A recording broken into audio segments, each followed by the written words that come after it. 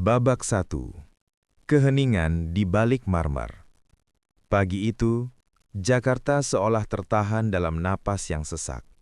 Di sebuah kediaman mewah di jantung kota, cahaya matahari mencoba menembus tirai sutra setinggi 5 meter. Namun, ruangan itu tetap terasa dingin. Elena berdiri diam di depan jendela kaca raksasa. Ia menatap taman yang dirawat dengan presisi militer. Namun baginya, bunga-bunga itu tampak seperti plastik. Indah tanpa aroma, hidup tanpa nyawa. Suara sepatu pantofel mahal yang beradu dengan lantai marmer memecah keheningan. Itu adalah suara yang sangat Elena kenali. Suara yang dulunya membawa debar jantung, namun kini hanya membawa rasa hampa. Aris masuk ke ruang makan. Ia tidak pernah bicara saat berjalan. Matanya selalu terpaku pada layar iPad, memeriksa pergerakan saham di bursa London atau New York. "Aris," sapa Elena pelan. Ia berharap suaminya akan berhenti sejenak, menatap matanya, dan bertanya bagaimana tidurnya semalam. "Sarapan sudah siap?" Aris bertanya tanpa mengangkat wajah. Ia duduk di ujung meja makan yang sangat panjang, menciptakan jarak fisik sejauh 4 meter di antara mereka. Jarak itu bukan hanya soal furnitur, tapi juga soal jiwa yang sudah tak lagi bersentuhan. Pelayan datang membawa omelet travel dan jus jeruk segar. Elena menatap piringnya. Ia merasa mual. Kemewahan ini terasa mencekik. Aris akhirnya berbicara, tapi bukan tentang mereka. "Aku akan ke Singapura siang ini. Ada rapat darurat soal akuisisi lahan di Sentosa. Aku akan pergi selama 1 minggu. Mungkin 10 hari jika negosiasinya alot," kata Aris sambil memotong omeletnya dengan gerakan mekanis. "1 minggu lagi?" Elena meletakkan garpunya. "Minggu lalu kau di Dubai, minggu sebelumnya di Tokyo. Aris, kita bahkan belum bicara lebih dari 10 menit dalam sebulan ini." Aris berhenti mengunyah. Ia meletakkan garpu peraknya dengan denting yang tajam. "Elena, kau punya segalanya, El. Jangan jadi tidak bersyukur. Oh, satu lagi. Sopir lamamu mengundurkan diri karena urusan keluarga. Aku sudah menyewa pengganti. Namanya Rian. Dia mantan personel pengamanan swasta. Dia sopan dan disiplin. Dia akan menjagamu selama aku tidak ada. Gunakan dia untuk kemanapun kau mau, asal jangan merepotkan aku dengan telepon yang tidak penting." Aris melangkah keluar. Suara pintu depan yang tertutup terdengar seperti vonis mati bagi Elena. Ia terduduk di kursi mahoni itu, sendirian, di tengah rumah senilai puluhan miliar, merasa seperti pengemis yang kelaparan di dalam gudang emas. Babak 2. Bayangan di balik kemudi. Pukul 10 pagi. Sebuah sedan hitam mewah berhenti di depan lobi rumah. Seorang pria muda berdiri di samping pintu. Ia tidak mengenakan seragam sopir biasa. Ia memakai kemeja safari hitam yang pas di tubuh tegapnya. Namanya Rian. Rambutnya dipotong rapi, dan wajahnya memiliki garis rahang yang tegas, namun sorot matanya tampak tenang. Saat Elena keluar, Rian segera membukakan pintu dengan gerakan yang sangat halus. "Selamat pagi, Nyonya Elena. Saya Rian. Saya yang akan melayani perjalanan ibu mulai hari ini," ucapnya dengan suara bariton yang rendah dan menenangkan. Elena masuk ke dalam mobil tanpa menyahut. Ia hanya ingin pergi. "Bawa aku ke galeri seni di Menteng, lalu kemana saja yang jauh dari sini," perintah Elena. Di dalam mobil, suasananya berbeda. Aris biasanya mengisi mobilnya dengan aroma cerutu yang berat. Namun Rian membawa aroma baru. Aroma kayu cendana bercampur mint yang segar. Di tengah kemacetan Jakarta yang gila, Elena hanya bisa menatap keluar jendela. Tiba-tiba, ia menyadari sesuatu. Rian memutar sebuah lagu di audio mobil. Bukan berita bisnis atau musik klasik yang kaku, tapi sebuah lagu jazz melankolis yang pernah Elena sebutkan di media sosialnya berbulan-bulan lalu. "Kau suka lagu ini?" tanya Elena. Matanya bertemu dengan mata Rian di kaca spion tengah. "Saya rasa lagu ini mewakili ketenangan yang ibu cari, Nyonya. Maaf jika saya lancang, Tapi ibu terlihat seperti seseorang yang sedang membawa beban seluruh dunia di pundaknya. Musik terkadang bisa membantu melepaskannya sedikit. Elena terdiam. Selama 10 tahun, Aris tidak pernah menyadari bebannya. Aris hanya tahu Elena adalah istri yang cantik. Tapi supir yang baru ia kenal selama 1 jam ini bisa melihat apa yang ada di balik matanya. "Kau sangat observan, Rian," bisik Elena. "Tugas saya bukan hanya mengemudi, Nyonya, tapi memastikan orang di kursi belakang merasa aman dan nyaman. Dan kenyamanan tidak selalu soal empuknya jok mobil, tapi juga soal ketenangan pikiran." Elena menyandarkan kepalanya. Untuk pertama kalinya dalam waktu yang lama, ia merasa dilihat sebagai manusia. Dan itulah awal dari bencana yang paling indah dalam hidupnya. Babak 3. Ruang privat di atas roda. Hari-hari setelah kepergian Aris ke Singapura terasa berbeda bagi Elena. Biasanya, ia akan menghabiskan waktu dengan melamun di kamar atau berbelanja barang-barang yang tidak ia butuhkan. Namun kini, ia memiliki alasan untuk melangkah keluar rumah, Rian. Setiap pagi pukul 9 tepat, Rian sudah berdiri di samping mobil, menunggunya dengan senyum tipis yang sopan namun terasa hangat. Mobil itu bukan lagi sekadar alat transportasi bagi Elena. Mobil itu telah berubah menjadi ruang pengakuan dosa, satu-satunya tempat di mana ia bisa melepas topeng sebagai istri konglomerat yang sempurna. "Kemana kita hari ini, Elena?" tanya Rian. Elena tertegun. Rian mulai memanggil namanya sesuai permintaannya tempo hari. Suara Rian saat menyebut namanya terasa seperti belayan yang sudah lama tidak ia rasakan. "Aku tidak tahu, Rian. Aku hanya ingin menghirup udara yang tidak berbau uang," jawab Elena sambil menyandarkan punggungnya. Rian membawa Elena ke sebuah taman kota yang jarang dikunjungi orang-orang dari kelas sosial mereka. Mereka turun dari mobil. Rian berjalan 1 langkah di belakang Elena, menjaga jarak namun tetap terasa dekat. Mereka berjalan di bawah pohon-pohon terembesi yang rindang. "Kenapa kau berhenti menjadi petugas keamanan dan memilih menjadi sopir, Rian?" tanya Elena tanpa menoleh. "Menjadi petugas keamanan berarti saya harus selalu waspada terhadap bahaya dari luar, Elena. Menjadi sopir, saya belajar memahami apa yang terjadi di dalam mobil, dan terkadang di dalam hati orang yang saya antar," jawab Rian dengan nada rendah. Elena berhenti melangkah. Ia menatap Rian. "Lalu, apa yang kau lihat di dalam hatiku?" Rian terdiam cukup lama. Angin sore meniup rambut Elena yang terurai. "Saya melihat seorang wanita yang memiliki segalanya, namun kehilangan dirinya sendiri. Saya melihat seseorang yang haus akan sentuhan manusia, bukan sentuhan perhiasan." Elena merasa matanya memanas. Tidak ada seorang pun yang pernah bicara sejujur itu padanya. Aris selalu memujinya cantik, tapi Rian memuji jiwanya yang terluka. Babak 4. Hujan dan pertahanan yang runtuh. Sore itu, badai besar menghantam Jakarta. Langit berubah menjadi abu-abu gelap dan petir menyambar-nyambar dengan beringas. Mobil mereka terjebak macet total di jalanan yang mulai tergenang air. Di dalam mobil, suhu terasa dingin karena AC, namun suasana di antara mereka terasa sangat panas. Elena duduk di kursi belakang, memeluk tubuhnya sendiri. Ia teringat Aris. Di tengah badai seperti ini, Aris mungkin sedang berada di restoran mewah di Singapura, tertawa bersama rekan bisnisnya, sama sekali tidak berpikir apakah istrinya takut akan petir atau tidak. "Kau kedinginan?" tanya Rian. Ia mematikan AC dan menyelimuti bahu Elena dengan jas hitamnya yang ia ambil dari kursi depan. Jas itu berbau sangat maskulin, campuran aroma sabun dan keringat tipis yang justru terasa sangat menenangkan bagi Elena. Saat Rian memakaikan jas itu, tangan mereka bersentuhan. Elena tidak menarik tangannya. Justru ia menggenggam tangan Rian yang kasar dan kuat. "Rian, jangan biarkan aku kembali ke rumah itu sendirian malam ini," bisik Elena, isakannya mulai pecah. Semua luka, kesepian, dan rasa terabaikan selama 10 tahun tumpah dalam satu kalimat itu.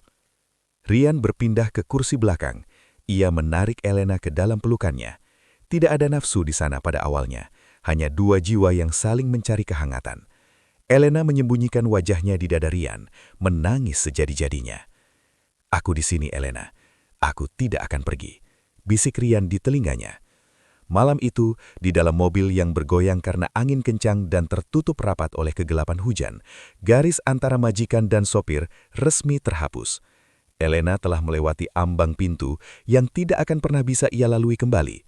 Ia merasa bersalah, namun rasa bersalah itu kalah telak oleh rasa lapar akan kasih sayang yang selama ini ia idamkan.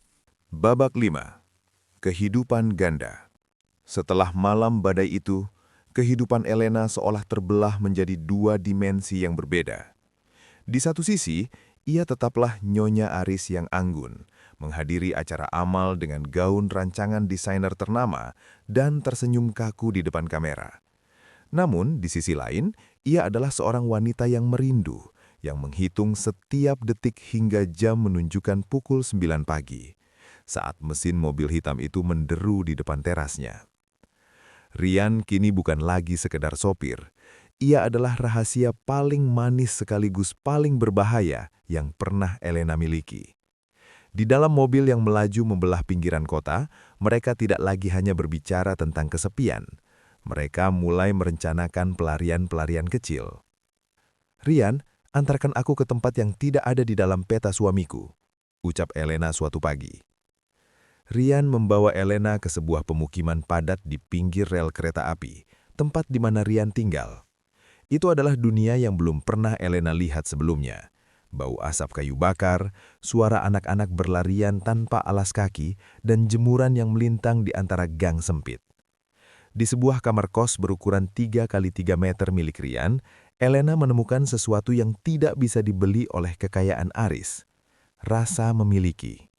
Di atas kasur tipis yang beralaskan spray lusuh, Elena berbaring di pelukan Rian. Ia menatap langit-langit kamar yang berjamur, namun baginya itu lebih indah daripada langit-langit kristal di rumahnya. "Apakah kau malu berada di sini, Elena?" tanya Rian sambil mengusap rambut Elena yang halus. "Tidak," jawab Elena tulus. "Di rumah itu aku hanyalah perabot mahal. Di sini, di ruangan sempit ini, aku merasa bernafas. Aku lebih suka mencium bau keringatmu daripada bau parfum mahal Aris yang selalu terasa seperti aroma kantor." Namun, di tengah kemesraan itu, Elena tidak menyadari kilat aneh di mata Rian. Saat Elena tertidur pulas karena kelelahan, Rian seringkali menatap tas mewah Elena yang tergeletak di lantai semen. Ia menyentuh kulit tas itu, membuka dompetnya dan menatap deretan kartu kredit berwarna emas dan hitam. Ada ambisi yang mulai tumbuh di hati Rian, ambisi yang lebih besar dari sekedar cinta. Babak 6. Pulangnya sang penguasa. 10 hari berlalu, Aris pulang dari Singapura tanpa pemberitahuan. Ia tiba di rumah pukul 2 dini hari, saat Elena masih terlelap dengan mimpi-mimpi tentang Rian. Keesokan harinya, suasana di meja makan terasa lebih mencekam dari biasanya. Aris duduk dengan tegak, menyesap kopi hitamnya tanpa gula. Matanya tidak lagi tertuju pada iPad, melainkan menatap tajam ke arah Elena yang baru saja turun dari tangga. "Bagaimana minggu-minggumu, El? Aku dengar kau sering keluar rumah," tanya Aris. Suaranya datar, namun ada nada intimidasi yang terselubung. Elena mencoba menenangkan detak jantungnya yang berpacu. Aku hanya merasa bosan di rumah, Aris.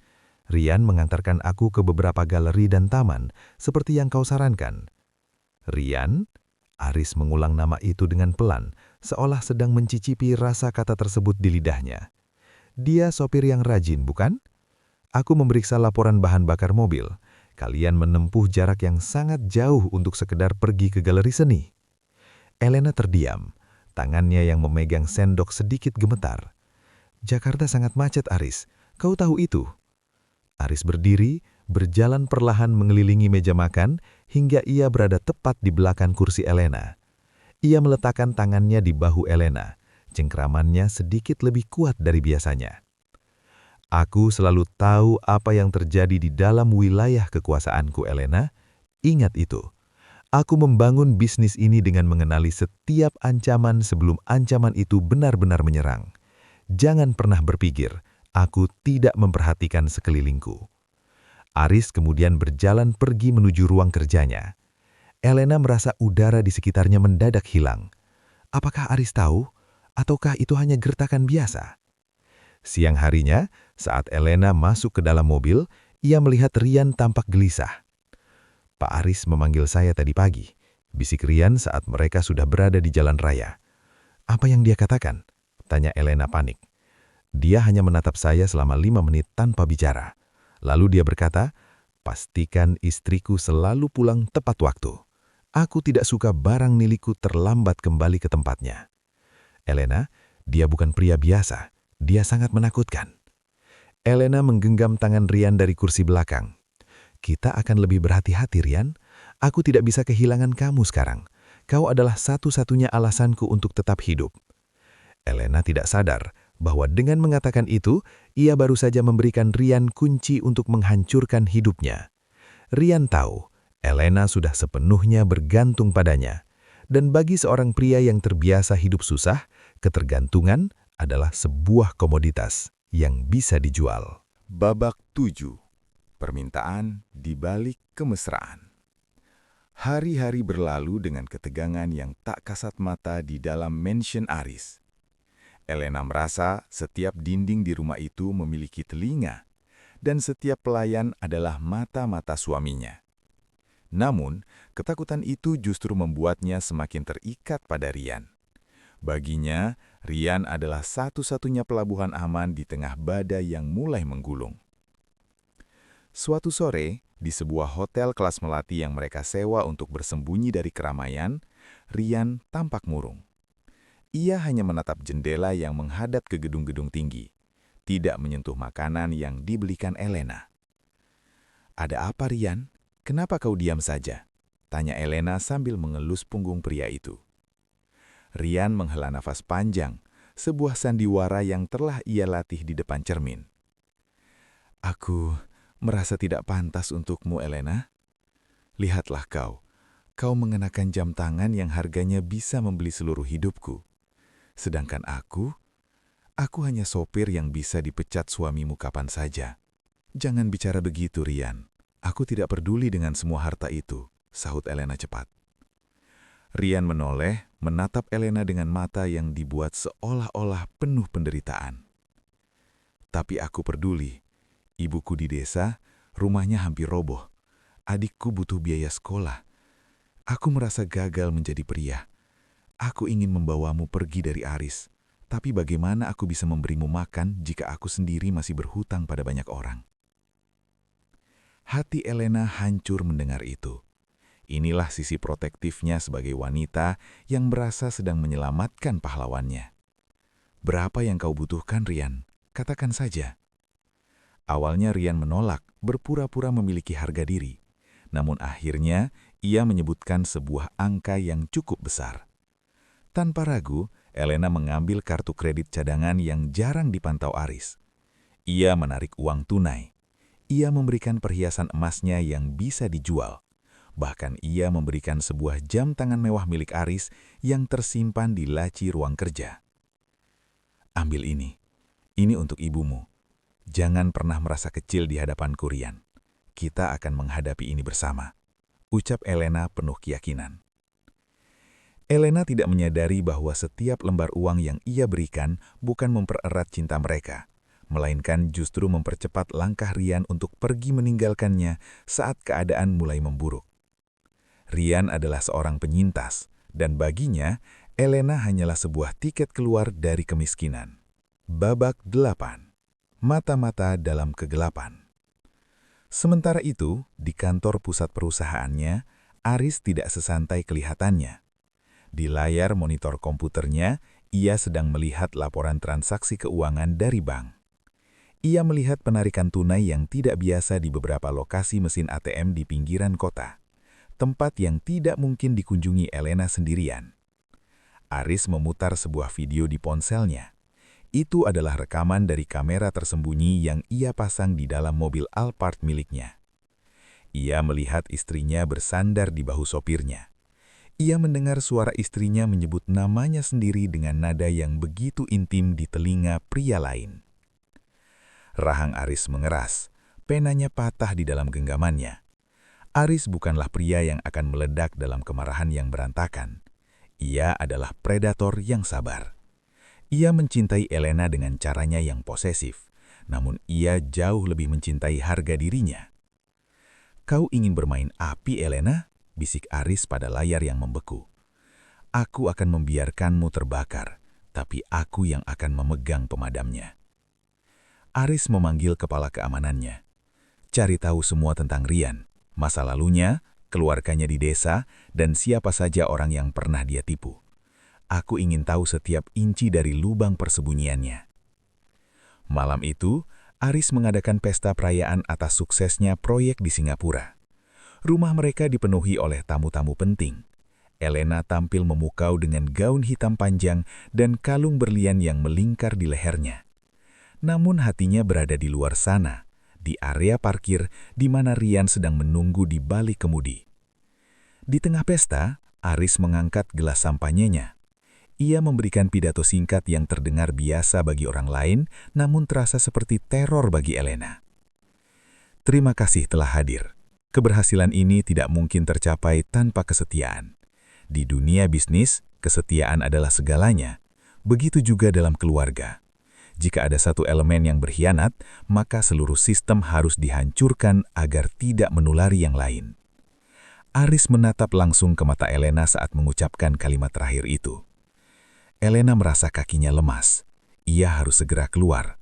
Ia memberikan alasan ingin menghirup udara segar dan berjalan ke area parkir. Ia menemukan mobilnya. Ia mengetuk kaca jendela dengan terburu-buru. "Rian, aku takut. Aris, dia mengatakan hal-hal yang aneh. Aku merasa dia tahu sesuatu," bisik Elena saat kaca jendela terbuka. "Tenanglah, Elena. Jika dia tahu, dia sudah bertindak sejak lama. Dia hanya gertak sambal. Ingat, lusa adalah jadwal dia pergi ke Surabaya. Itulah saatnya kita pergi. Aku sudah menyiapkan semuanya." "Benarkah? Kita akan pergi?" tanya Elena dengan mata berbinar penuh harapan. "Ya, kita akan pergi jauh. Tapi aku butuh dana tambahan agar kita bisa menetap di luar pulau tanpa terdeteksi. Bisakah kau mengambil sisa emas di berangkasnya besok malam?"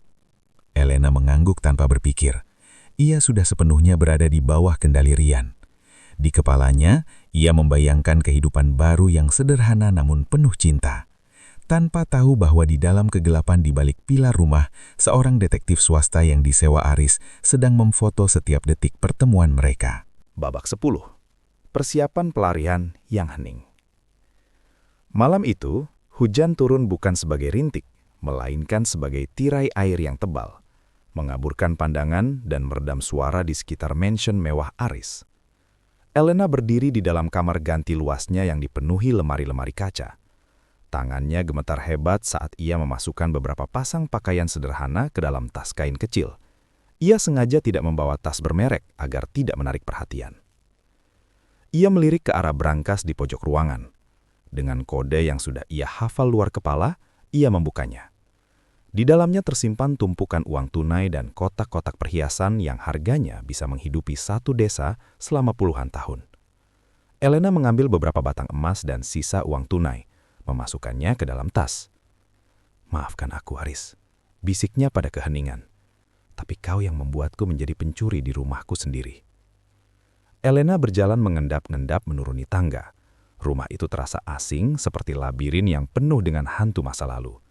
Ia sampai di pintu belakang yang menuju langsung ke garasi. Di sana, di bawah lampu remang-remang, mobil Alphard hitam itu sudah menunggu. Mesinnya menyala halus, mengeluarkan asap tipis yang menyatu dengan kabut hujan. Elena membuka pintu belakang dan masuk dengan terburu-buru. "Rian, cepat, kita harus pergi sekarang sebelum Aris pulang dari kantornya." Rian yang duduk di kursi kemudi tidak menjawab. Ia hanya menatap lurus ke depan. "Rian, kenapa diam saja? Ayo jalan." Elena menepuk bahu Rian. Tiba-tiba, suara tawa yang kering dan tajam terdengar dari arah pojok garasi yang gelap. Seseorang menekan saklar dan seketika lampu neon garasi menyala terang, menyilaukan mata. Elena memekik kecil. Di depan mobil, duduk di sebuah kursi besi adalah Aris. Ia masih mengenakan kemeja putih yang lengannya digulung hingga siku. Di sampingnya, ada dua orang pria berbadan besar yang menatap Elena dengan dingin. Di atas meja kecil di samping Aris, terletak sebuah botol whisky dan sebuah tablet yang menyala. Kau mau pergi kemana, El? Di luar sedang hujan deras. Sangat tidak aman untuk seorang wanita terhormat berkeliaran di jam seperti ini. Ucap Aris. Suaranya sangat tenang, namun setiap katanya terasa seperti silet yang mengiris udara. Elena mematung di dalam mobil. Pintu mobil tiba-tiba dikunci secara otomatis dari sistem pusat yang dikendalikan oleh salah satu buah Aris. Aris, aku... Turun, Elena. Bawa tas kecilmu itu. Aku ingin melihat apa yang menurutmu lebih berharga daripada pernikahan kita. Perintah Aris. Elena keluar dari mobil dengan kaki yang terasa seperti lumpuh. Ia berdiri di samping Rian yang kini juga sudah turun dari mobil dan berdiri dengan kepala tertunduk dalam-dalam. Aris bangkit dari duduknya. Berjalan perlahan mendekati Elena, ia mengambil tas kain itu dan menumpahkan isinya ke lantai beton garasi yang dingin.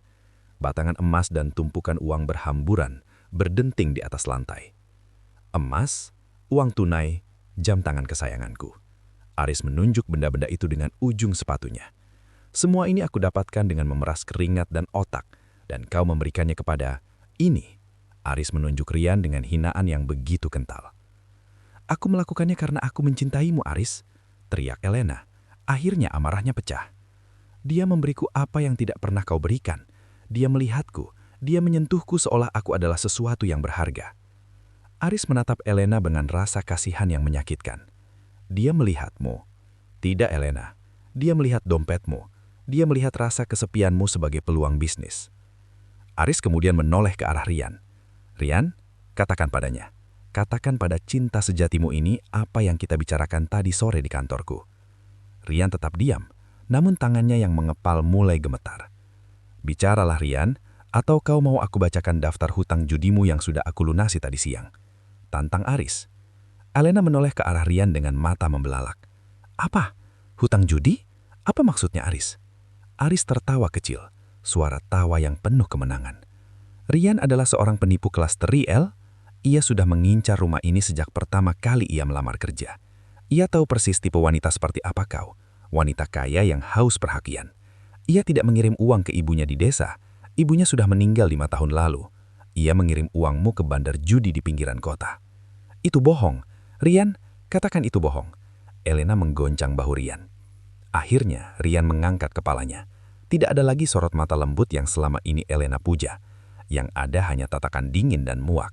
Rian menepis tangan Elena dengan kasar. Sudahlah, Elena. Berhenti menjadi wanita drama yang menyedihkan. Bentak Rian. Aris benar. Aku tidak pernah mencintaimu.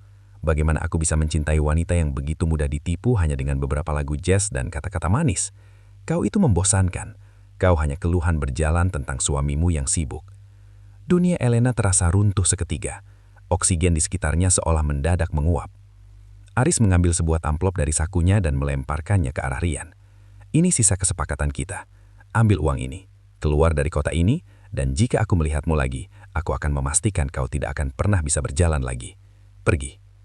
Rian memunguti amplop itu, melirik Elena sekilas dengan tatapan merendahkan, lalu berjalan keluar menembus hujan tanpa menoleh lagi. Elena jatuh duduk di atas lantai beton di antara batangan emas yang kini tampak seperti sampah tak berharga. Isakannya terdengar pilu di tengah suara hujan. Aris berlutut di depan Elena, menjambak pelan rambut Elena agar wanita itu menatap matanya. Lihat aku, Elena. Aku memberikanmu dunia, tapi kau memilih lumpur.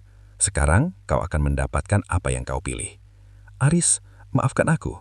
Aku khilaf. Tidak ada maaf untuk pengkhianatan di rumahku. Elena, malam ini kau keluar dari sini. Jangan bawa apapun. Pakaian yang kau pakai sekarang adalah pemberianku yang terakhir. Besok, pengacaraku akan mengurus semuanya. Kau bukan lagi istriku. Kau bahkan bukan lagi siapa-siapa di kota ini. Aris berdiri, berbalik, dan berjalan masuk ke dalam rumah yang hangat, meninggalkan Elena sendirian di garasi yang luas dan dingin. Pintu besar itu tertutup dengan dentuman keras, mengakhiri seluruh kemewahan yang selama ini Elena banggakan. Babak 14. Dunia yang berubah gelap. Elena berjalan menyusuri trotoar di bawah guyuran hujan yang tak kunjung reda. Gaun hitam mahalnya kini basah kuyup, berat oleh air dan ternoda oleh lumpur jalanan. Sepatu hak tingginya telah ia lepaskan beberapa kilometer yang lalu, karena kakinya yang lecet dan berdarah. Ia tidak tahu harus pergi kemana. Di tangannya tidak ada ponsel, tidak ada dompet, hanya ada kunci kenangan yang kini telah dipatahkan oleh Aris. Ia mencoba mengetuk pintu rumah salah seorang sahabatnya, seorang wanita yang dulu setiap minggu minum teh bersamanya di Hotel Bintang 5. Namun saat pintu terbuka, sahabatnya hanya menatapnya dengan tatapan jijik. "Aris sudah menelpon kami semua, Elena," ucap wanita itu dingin. "Beritanya sudah tersebar. Kau selingkuh dengan supirmu dan mencoba merampok brankas Aris. Kau benar-benar memalukan. Jangan pernah datang ke rumahku lagi. Aku punya reputasi yang harus dijaga." Pintu ditutup tepat di depan wajah Elena. Di bawah lampu jalan yang remang-remang, Elena menyadari bahwa selama ini ia tidak memiliki teman. Ia hanya memiliki orang-orang yang mengagumi kekayaan Aris melalui dirinya. Kini tanpa Aris, ia hanyalah sampah masyarakat. Babak 15. Hidup dalam bayang-bayang. 6 bulan telah berlalu. Elena kini tinggal di sebuah kamar sewaan yang sempit di sebuah gang kumuh di pinggiran Jakarta. Kamar itu pengap, dengan dinding yang mengelupas dan bau lembab yang menusuk hidung. Tidak ada lagi pelayan yang membawakan sarapan, tidak ada lagi kasur dengan spray sutra. Setiap pagi, Elena bangun pukul 5 untuk bekerja di sebuah pasar tradisional, membantu seorang pedagang sayur mengupas bawang dengan upah yang hanya cukup untuk makan sekali sehari. Tangannya yang dulu selalu dirawat dengan manikur mahal, kini kasar, menghitam oleh getah sayuran dan kuku-kukunya pecah. Seringkali di sela-sela pekerjaannya, ia melamun. Ia mengingat bagaimana dulu ia mengeluh tentang keheningan di mansion Aris. Sekarang ia merindukan keheningan itu. Ia merindukan keamanan yang diberikan Aris. Ia menyadari bahwa kebebasan yang ia impikan bersama Rian adalah sebuah lubang hitam yang menghisap seluruh hidupnya. Babak 16. Pertemuan yang menyakitkan. Suatu hari, Elena harus pergi ke pusat kota untuk mengurus surat-surat administratif yang murah. Saat ia berdiri di halte bus yang panas dan berdebu, sebuah mobil mewah berhenti tepat di depannya karena lampu merah. Itu adalah mobil Alphard yang sangat ia kenali. Jantung Elena berdegup kencang. Ia berharap melihat Aris, mungkin untuk memohon ampun sekali lagi. Namun kaca jendela belakang terbuka sedikit. Di dalam sana, ia melihat Rian. Rian tidak lagi mengenakan seragam supir. Ia memakai kemeja sutra dan kacamata hitam. Di sampingnya duduk seorang wanita muda yang tampak sangat bahagia. Mereka tertawa, membicarakan rencana liburan ke Bali. Rian memegang sebuah ponsel mahal, mungkin dibeli dengan uang hasil pesangon dari Aris atau emas yang ia curi dari Elena. Rian sempat menoleh keluar jendela. Matanya bertemu dengan mata Elena yang kusam dan lelah. Elena berharap melihat rasa bersalah di sana. Namun Rian hanya tersenyum tipis. Sebuah senyuman mengejek yang seolah berkata, "Lihat siapa yang sekarang berada di bawah." Rian kemudian menutup kaca jendela, dan mobil itu melaju pergi, meninggalkan Elena dalam kepulan asap knalpot. Elena jatuh terduduk di bangku halte. Ia menyadari sebuah kebenaran yang paling pahit. Rian tidak pernah hancur. Yang hancur hanya dirinya. Rian hanyalah parasit yang berpindah dari satu inang ke inang yang lainnya, dan ia adalah korban yang paling bodoh. Babak 17. Penyesalan di ujung senja. Malam itu, Elena berdiri di atas jembatan penyeberangan menatap arus kendaraan yang tak henti-hentinya mengalir di bawahnya. Cahaya lampu mobil terlihat seperti sungai emas yang dulu ia miliki, namun ia buang dengan sengaja. Ia mengambil sebuah potret kecil dari sakunya, foto pernikahannya dengan Aris yang sempat ia selamatkan sebelum diusir. Di foto itu, ia tampak begitu cantik dan bersih. Aris berdiri di sampingnya dengan wajah yang, meski kaku, tampak sangat protektif. "Aku punya berlian, tapi aku mencarinya di dalam lumpur," bisik Elena dengan suara parau. Ia teringat kata-kata terakhir Aris di garasi, "Kamu akan mendapatkan apa yang kau pilih." Kini ia mengerti. Ia memilih perhatian semu daripada tanggung jawab yang nyata. Ia memilih gairah sesaat daripada kesetiaan yang membosankan. Elena merobek foto itu dan membiarkannya terbang terbawa malam hari. Ia tidak melompat dari jembatan itu. Ia tahu kematian terlalu mudah baginya. Ia harus tetap hidup, memikul beban penyesalan ini setiap hari, melihat dirinya menua dalam kemiskinan dan kesepian, sebagai hukuman atas pengkhianatan yang ia lakukan. Monolog penutup, suara Elena yang bergetar. Jika waktu bisa diputar kembali, aku tidak akan mengeluh tentang dinginnya rumah itu. Karena di luar sini, di dunia yang aku kira penuh cinta ini, udaranya jauh lebih dingin. Aku adalah bukti bahwa nafsu bisa membutakan akal sehat, dan penyesalan adalah satu-satunya harta yang akan aku bawa sampai mati. Aris, maafkan aku, tapi aku tahu, maafku tidak akan pernah cukup untuk menyatukan kembali gelas yang sudah menjadi debu. Layar perlahan menjadi gelap, suara bising jalanan memudar, digantikan dengan suara rintik hujan yang membawa kembali ingatan tentang malam itu di garasi, malam itu di mana semuanya berakhir.